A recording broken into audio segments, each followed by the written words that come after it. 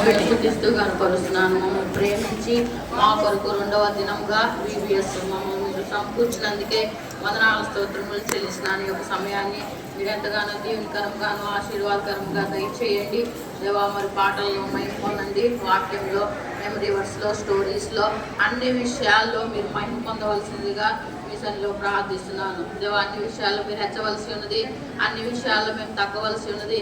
ఏదో మమ్మల్ని జ్ఞాపకం చేసుకొని మేము గడుపు సమయము మా కొరకు దీవెనకరంగా ఆశీర్వాదకరంగా దయచేసి మీరే మహిమ పొందమని మీ సన్నిధిలో ప్రార్థిస్తున్నాను.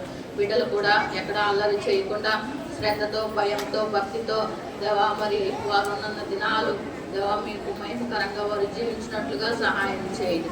మా కొరకు ఈ సమయాన్ని దీవెనకరంగా ఆశీర్వాదకరంగా దయచేసి మీరే మహిమ పొందమని యేసుక్రీస్తు వారి పరిశుద్ధమైన నామంలో స్తుతించి ప్రార్థించి అడిగి వేడుకుంటున్నాం మా తండ్రి, ఆమేన్.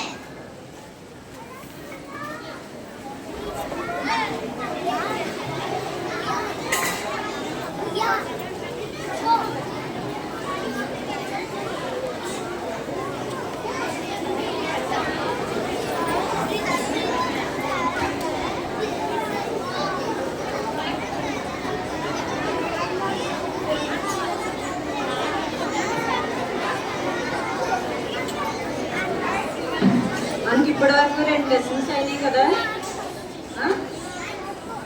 2 కంటత వాక్యాలు వచ్చినాయా?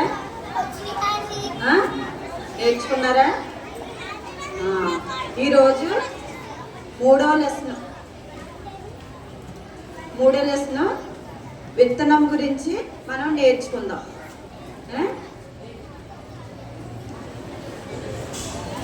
ఈరోజు కొత్తగా వచ్చారా? కొత్తగా ఎవరైనా వచ్చారా? నిన్న వచ్చిన వాళ్ళు కాకుండా ఈరోజు వెరీ గుడ్. అయితే ఈరోజు మనము ఒక 4 నేలల గురించి నేర్చుకుందాం. 4 నేలలు. విత్తనము ఆ యొక్క 4 నేలలు వేసినప్పుడు ఎలాగా ఫలించిందో అది విత్తనం అంటే దేవుని యొక్క వాక్యం అట. వాక్యం నేర్చుకుంటున్నారు కదా మీరు. ఫస్ట్ రోజు నేర్చుకున్నారా వాక్యము? దేవుని యొక్క ఆశ్చర్య కార్యములను చూడరండి అనే వాక్యాన్ని నేర్చుకున్నారు కదా. అది ఏంటంట? ఒక విత్తనం అంట. ఇప్పుడు మీరు ఎక్కడికి వచ్చారు? VBSకి వచ్చారు కదా. ఇది ఎన్నో VBS?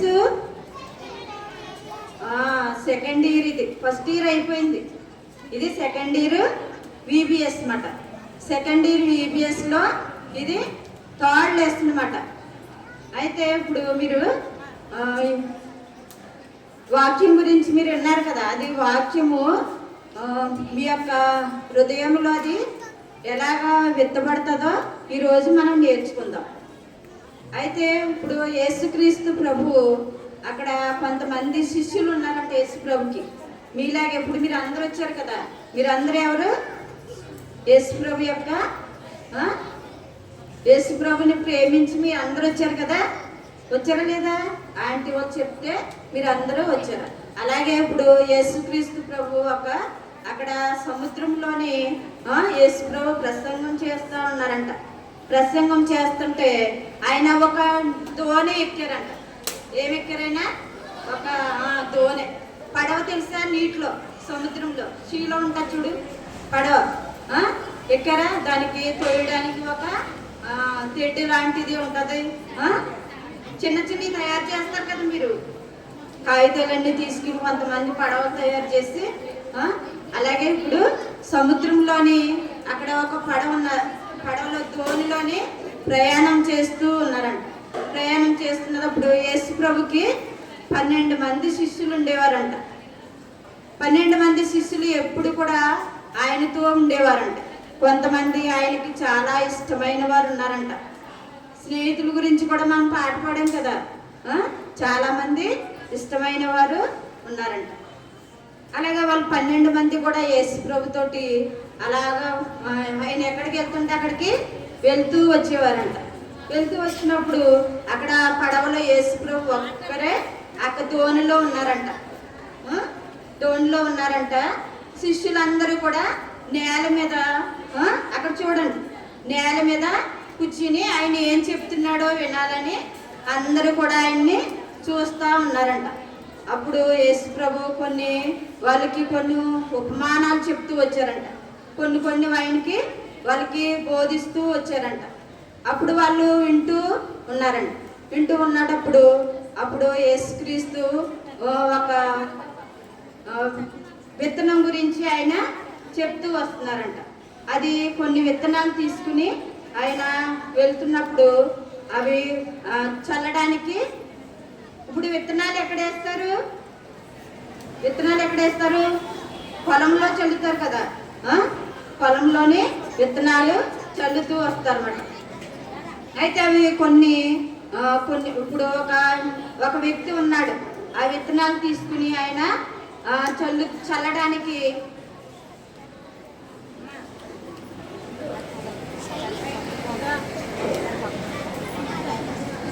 ఆ ఉపమానం ఏంటి అని యేసుక్రీస్తు ప్రభుని వాళ్ళు అడుగుతూ వస్తున్నారంట. అడిగినప్పుడు ఆయన చెప్పాడంట. ఏమని చెప్పాడంటే, మీరు మన టీం ఏంటి? ప్రభువుకి తగినట్టుగా నడుచుకొనుట. ప్రభువుకి తగినట్టుగా నడుచుకొనుట. అయితే ప్రభువు తగినట్టుగా ఏ విధంగా ఉండాలి? మన హృదయంలోని దేవుని యొక్క వాక్యము విత్తనం అనేది మన హృదయంలో ఉంటే దేవునికి తగినట్టుగా నడుచుకోగలుగుతాం కదా. దేవునికి తగినట్టుగా ఎలా నడుచుకోవాలి మరి? ఇప్పుడు కొంతమంది వచ్చారు, ఇప్పుడు దేవుని గురించి వాళ్ళకి తెలియదు, అసలు తెలియదు. ఇప్పుడు దేవుని గురించి నడుచుకోవాలంటే వాళ్ళకి ఏం తెలుస్తుంది? దేవుని గురించి నడుచుకోండి అని మేము చెప్తాము. ఏమీ చెప్పకుండా, ఏమీ వాళ్ళకి నేర్పించకుండా చెప్తే వాళ్ళకి ఏమైనా తెలుస్తుందా? ఏమీ తెలియదు వాళ్ళకి. ఇప్పుడు వాక్యము విన్నప్పుడు, వాక్యము చెప్పినప్పుడు అది వింటే అప్పుడు దేవుని గురించి నడుచుకోవాలని తెలుస్తుంది అన్నమాట. వాక్యముని గురించి విని మనము లోబడాలంట. అయితే త్రోవ పక్కనే కొన్ని విత్తనాలు తీసుకుని ఒక వ్యక్తి ఒక సంచిలో వేసుకుని ఆ విత్తనాలు తీసుకుని వెళ్తున్నాడంట పొలంలోనికి. ఆ నేల మీద చల్లడానికి.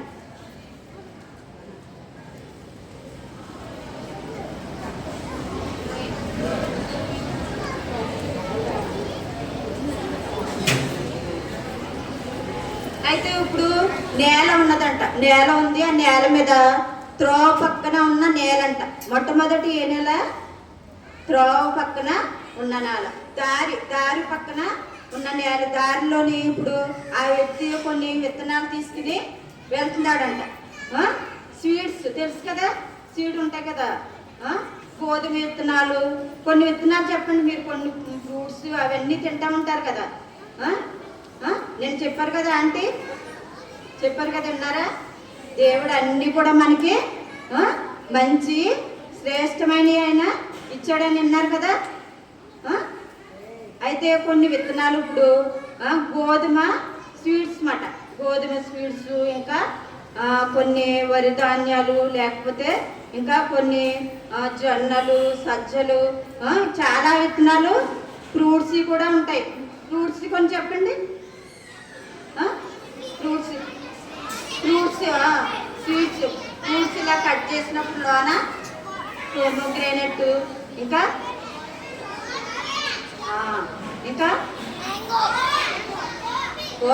గోవా విత్తనాలతో తినేస్తాం. అవి కూడా విత్తనాలే. కొన్ని విత్తనాలు తినము, కొన్ని విత్తనాలతోటే తినేస్తాము. బొప్పాయిలో చాలా విత్తనాలు ఉంటాయి కదా. ఇలా కట్ చేసిన వెంటనే చాలా విత్తనాలు ఉంటాయి. అవి కొన్ని విత్తనాలు తీసుకుని ఒక వ్యవసాయకుడు ఆయన విత్తనాలు చల్లడానికి వెళ్తుంటే అక్కడ కొన్ని ఇప్పుడు త్రోవ పక్కనే వేశారంట. త్రోవ పక్కన వేస్తే అందరూ నడుస్తూ ఉంటారు కదా. ఆ నడవడం ద్వారా నేల గట్టిగా అయిపోయి అక్కడ విత్తనాలు వేస్తారు, కానీ విత్తనాలు మొలవలేదంట. వేరు రాలేదంట. అంటే నాటుకోలేదన్నమాట భూమిలో. అక్కడ నేలంతా ఎలాగైపోయింది? గట్టిగా అయిపోయిందన్నమాట.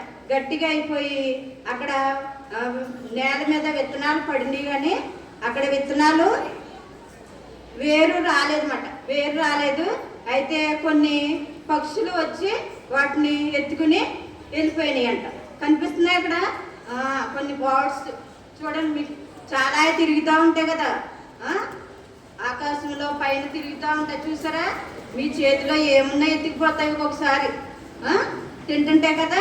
అలాగే ఇప్పుడు విత్తనాలు చల్లుతుంటే అక్కడ వచ్చి ఆ విత్తనాలు వెతుకుని వెళ్ళిపోయినాయి అంట.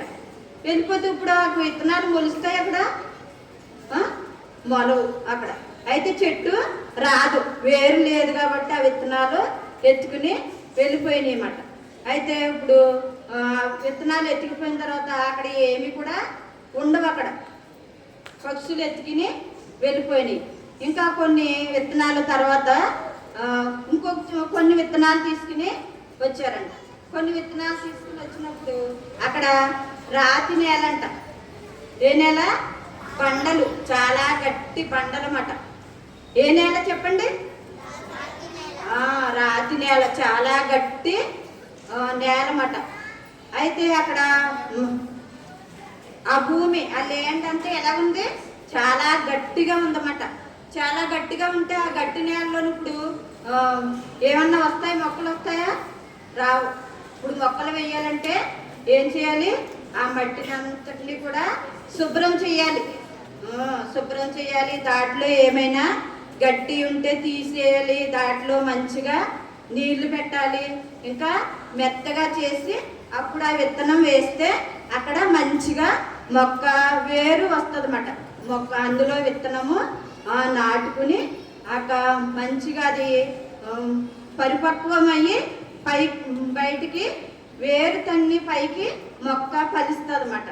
అలాగా ఇప్పుడు ఉంటుంది. ఇప్పుడు రాతి నేల మీద కొన్ని విత్తనాలు తీసుకెళ్ళి రాతి నేల మీద వేస్తారంట. రాతి నేల మీద వేసినప్పుడు అది చాలా కొంచెము మట్టి ఉంది, కొంచెము రాతి నేల ఉంది. అయితే అవన్నీ కూడా విత్తనాలు వేసినప్పుడు దేని మీద పడినాయి అంట? ఆ రాతి నేల మీద పడినాయి. కాబట్టి అక్కడ ఎండ వచ్చేసి, సూర్యుని యొక్క ఎండ వచ్చేసి అక్కడ అదంతా కూడా విత్తనాలన్నీ కూడా ఎండిపోయినాయి అంట. అక్కడ మొలవలేదు. ఇంకా మొలకపోతే అక్కడ చెట్లు ఏమైనా వస్తాయా? చెట్లు వస్తాయా? ఏమీ రావన్నమాట. అయితే ఇప్పుడు అక్కడ కూడా మొక్కలు ఏమీ మొలవలేదు. ఇప్పటికి ఎన్ని అయినాయి? ఎన్ని నెలలు అయినాయి? 3 అయినాయి కదా. ఇంకొకటి 4 మాట, 4 ఉంది. మంచి నేల, మంచి నేల అంటే అక్కడ మంచిగా ఆ ప్లేస్ అంతటిని కూడా మంచిగా చేసి అక్కడ విత్తనం వేసినప్పుడు అక్కడ మంచిగా ఫలించిందంట. ముండ్ల తొప్పల్లో నేల ఉందంట. ఒకటి ముండ్ల తొప్పల్లో నేల, అది ఎలా ఉందంట? కొన్ని ఏమైపోయినాయి? ఆ చెట్లు అన్నీ కూడా పెరిగిపోయి ఆ ముండ్ల తుప్పలు వచ్చేసి ఆ నేలనంతటిని అంచివేసినాయి అంట. అంచివేసడం రావడం వల్ల ఆ మొక్కలు ఏమి కూడా ఎదగలేదంట. ఇప్పుడు ఈ నేలలన్నీ కూడా మనకి కూడా ఒక నేల ఉంది. యేసుక్రీస్తు ప్రభు కూడా మనకి ఒకటి పెట్టాడన్నమాట. అయితే మనం కూడా యేసుక్రీస్తు ప్రభు యొక్క వాక్యాన్ని విని మన హృదయంలో భద్రపరుచుకుంటే అది ఎలా ఉంటుందంట? అది మంచిగా మంచి నేలను పడిన విత్తనం వలె మంచిగా ఫలిస్తుందంట.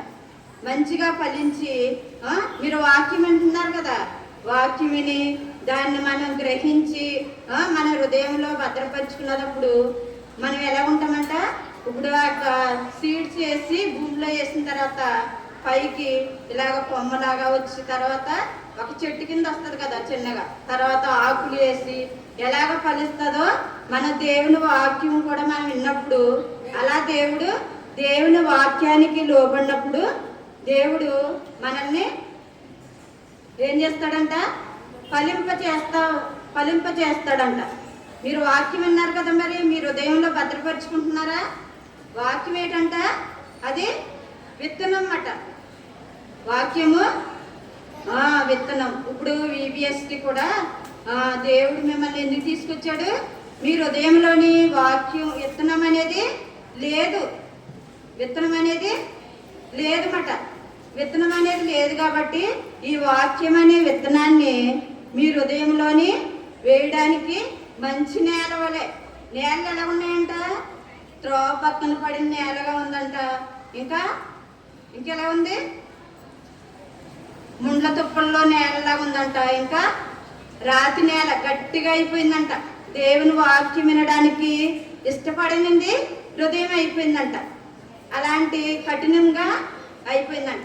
కఠినమైన నేలను దేవుని వాక్యం ద్వారా మెత్తన చేసి దేవుని యొక్క వాక్యం అనే బీజాన్ని, వాక్యం అనే విత్తనాన్ని మీ హృదయంలోని వేయడానికి యేసయ్య ఇక్కడికి మిమ్మల్ని తీసుకొచ్చాడనమాట.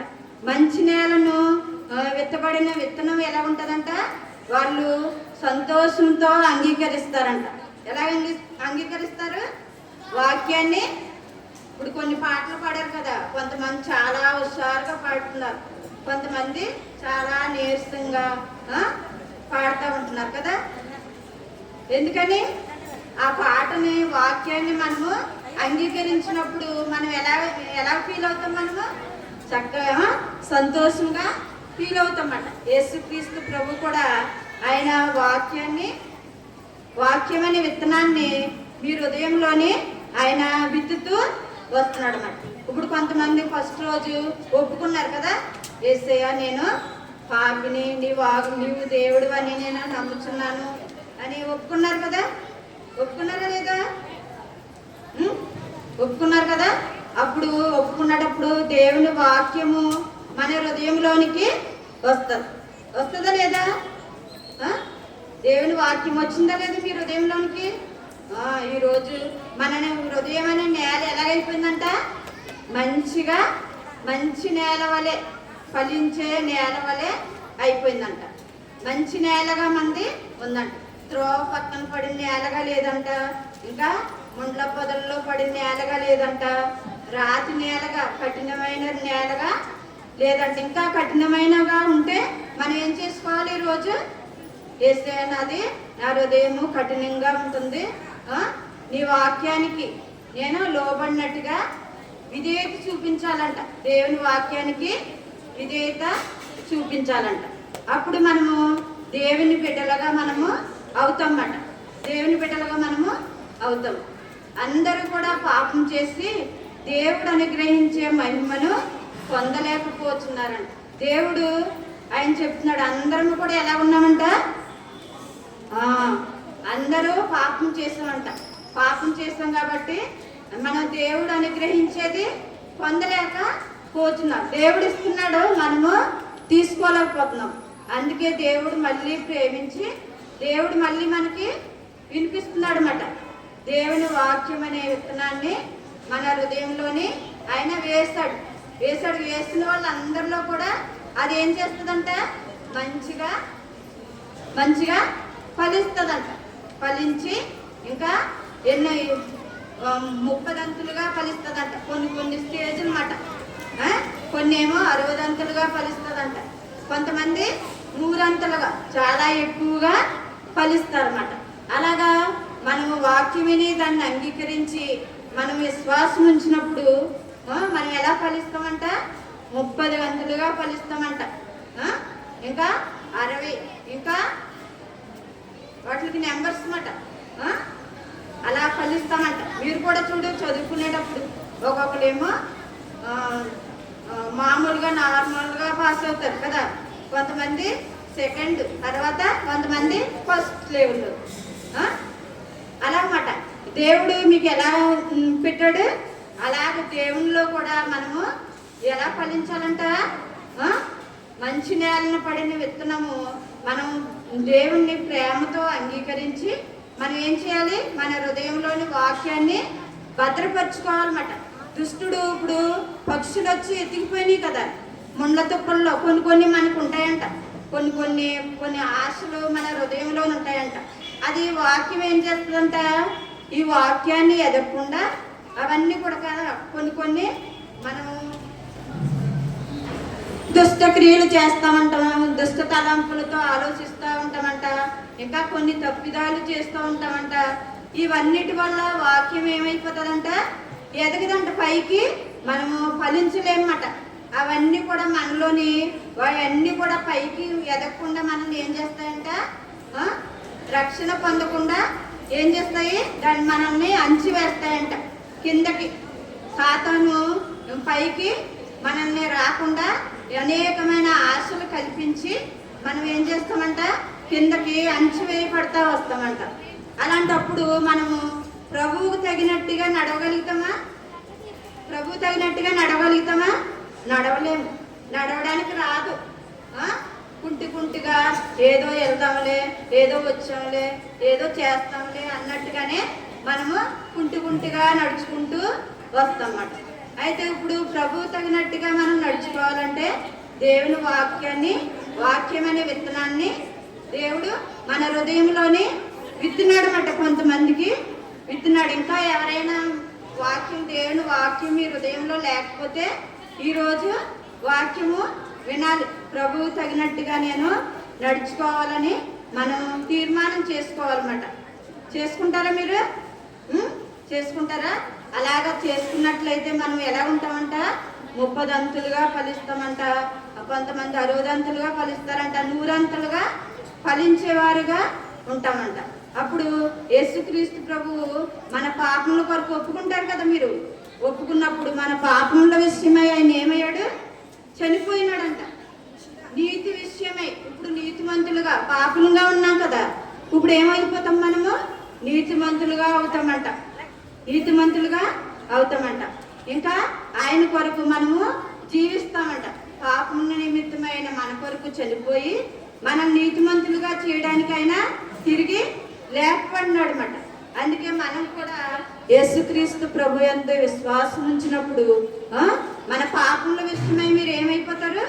చనిపోతారు. చనిపోయి అప్పుడు వాక్యం అనే విత్తనము మీ హృదయంలోనికి వస్తుంది అన్నమాట. పాపల విషయమై చనిపోయిన తర్వాత నీతి విషయమై ఆ విత్తనం మనలోని ఫలించి ఇప్పుడు వాక్యం అంతా వస్తున్నారు కదా.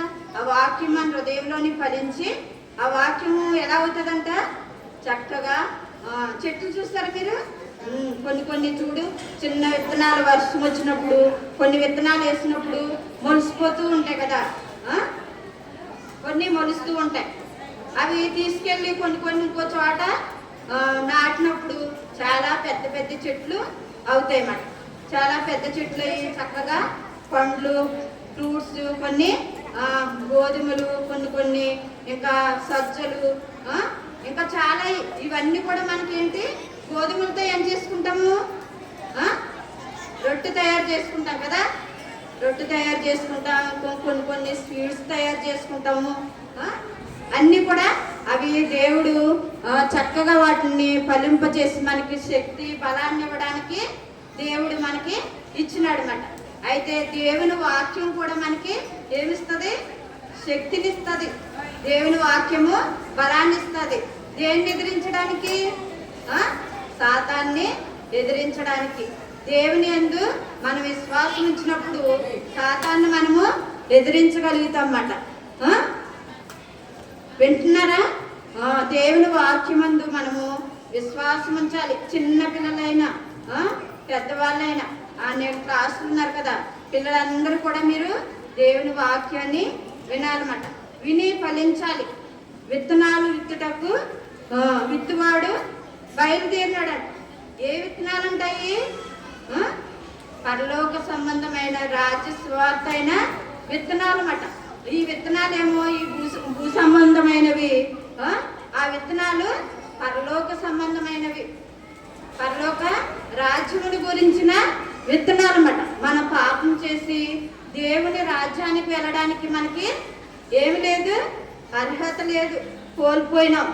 అందుకనే దేవుడు మరలా తిరిగి ఆయన యొక్క రాజ్యముని గురించిన స్వార్థ వాక్యము మనకి వినిపింప చేస్తూ వస్తున్నాడు అన్నమాట.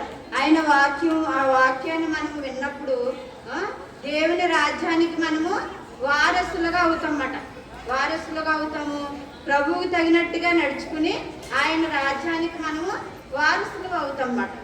అందరికీ మీకు ఇష్టమేనా? ఇష్టమేనా?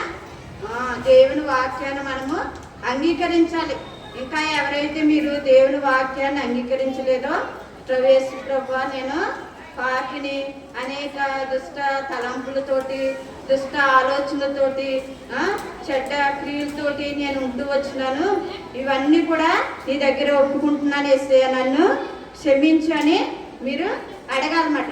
అడిగినప్పుడు యేసయ్య మిమ్మల్ని క్షమిస్తాడు. మంచి నేల వలె ఫలించేవారుగా యేసయ్య మనల్ని చేస్తాడు. మాట మీకు ఇష్టమేనా? సరే, మీరు అందరూ కూడా ఒప్పుకోండి. చెప్పండి, 4 నేలలు చెప్పండి. త్రోవ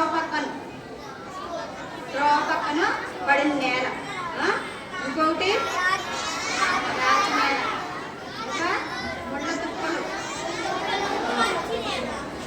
ఇంకా మంచి నేల. ఇవన్నీ కూడా కొన్ని మనకి హృదయంలో ఉంటాయి, కనిపించవు. అవన్నీ కూడా యేసు ప్రభు రక్తం ద్వారా మనము కడుక్కున్నప్పుడు యేసే మనల్ని, మన హృదయాన్ని తెల్లగా చేస్తాడనమాట, వైట్గా అయ్యి అప్పుడు యేసయ్యకి మనము ఆయన రాజ్యానికి మనము సమీపంగా అవుతామన్నమాట. ఇంతవరకు మనకి ఆయన రాజ్యంలో పాలు పొందడానికి, ఆయన రాజ్యానికి చేరడానికి మనకి అర్హత లేదు, కోల్పోయినాం. అలాంటి మళ్ళీ యేసుక్రీస్తు ప్రభు ఆయన కలవరి శిలువలో చనిపోయి సమాధి చేయబడి తిరిగి 3వ దినాన్ని తిరిగి లేచుట ద్వారా మళ్ళీ మనకి ఆ యొక్క అవకాశము, అధికారమైన ఇచ్చినాడన్నమాట. మనం దాన్ని ఏం చేసుకోవాలి? సద్వినియోగము చేసుకోవాలి. వాక్యం అనే ఈ విత్తనం ద్వారా అన్నమాట. వాక్యం అనే ఈ విత్తనాన్ని మనం విడిచిపెట్టి వెళ్ళిపోయామనుకో, ఇప్పుడు మీరు విడిచిపెడితే దేవుడు మీకు ఈ అవకాశం ఇచ్చినాడు. మళ్ళీ మనకి అవకాశం వస్తుందో లేదో మనకి తెలియదు అన్నమాట. దేవుడు మిమ్మల్ని ప్రేమించి ఈ అవకాశము ఇచ్చినాడు అన్నమాట. ఇప్పుడు ఏబిసిడీలు ఏమీ రాకుండా ఇప్పుడు 10th క్లాస్ ఎగ్జామ్ రాయమంటే రాస్తారా? అలాగే మనం వాక్యం అనే విత్తనము యేసుక్రీస్తు ప్రభు దగ్గర మనం ఒప్పుకోకుండా పరలోక రాజ్యం వెళ్ళాలంటే మనం వెళ్ళలేమన్నమాట. మార్గమే లేదు. త్రోవ పక్క పడిపోయినాయి, అవి మొలిచినాయా? మొలలేదు. ఇప్పుడు యేసుక్రీస్తు ప్రభు మనల్ని మంచి మార్గంలోనికి నడిపించడానికి, నేనే మార్గమును సత్యమును జీవమునే ఉన్నాను. జీవం అన్నమాట.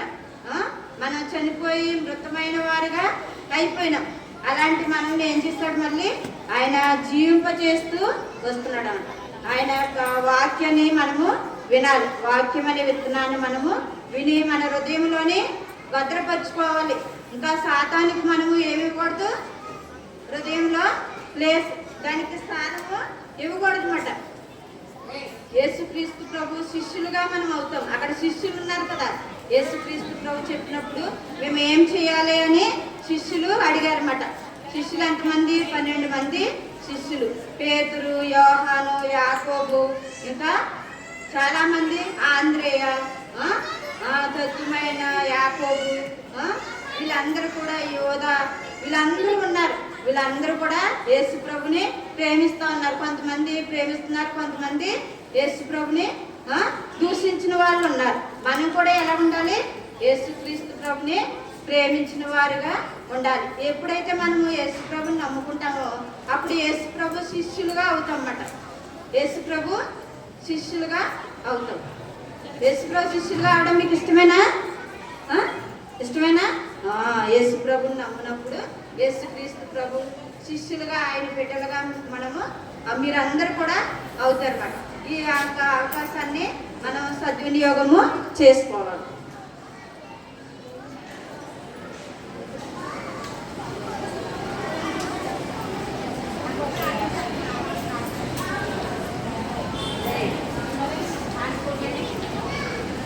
వాక్యం విని దానిని అంగీకరించువారు ఫలించువారు.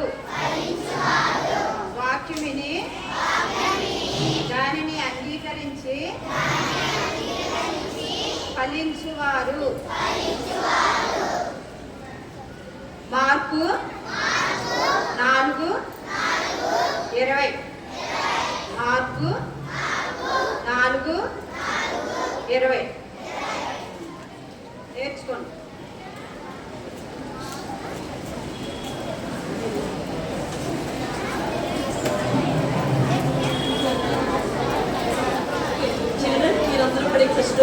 కదా? విన్నారా లేదా? ఎంతమంది విన్నారు? అందరూ విన్నారు కదా? ఇప్పుడు మీరు ఏ నేలలో పడిన విత్తనం వల్లే ఉంటారు? మంచి నేల మీద పడినప్పుడు ఎలా ఫలిస్తాయి?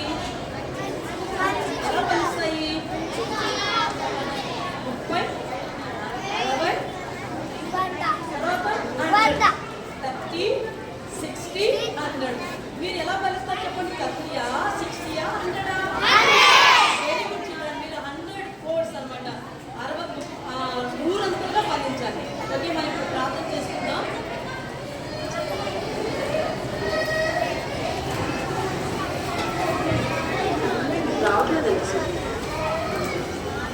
ఈ చిల్డ్రన్ ఇప్పుడు మనం ప్రార్థన చేసుకుందాం. ఇది వాయిస్ లేదు దీనికి. ఇప్పుడు మనం ప్రార్థన చేసుకుందాం. ప్రేమ గల జీవం గల పరలోకమందున్న మా తండ్రి, వందనములు చెల్లించుకుంటూ వస్తున్నాం. దేవా, మీ దాసరాలు దేవా, మరి నైనా గ్లోరీని మీరు అభిషేకించుకొని వాడుకున్న విధానం కొరకే వందనములు. దేవా, విత్తబడినటువంటి వాక్యము వారి హృదయంలో దేవా విత్తబడి నూరంతలుగా ఫలించినట్లుగా కృప చూపించమని ఇప్పుడు మేము గ్రూప్స్గా డివైడ్ అవుతున్నాం. మీరు మాకు సహాయం చేయమని నీ చేతికి అప్పగించుకుంటూ యేసుక్రీస్తు ప్రశస్త నామములో స్తుతించి ప్రార్థించి అడిగి వేడుకొంచుంటున్నాం తండ్రి.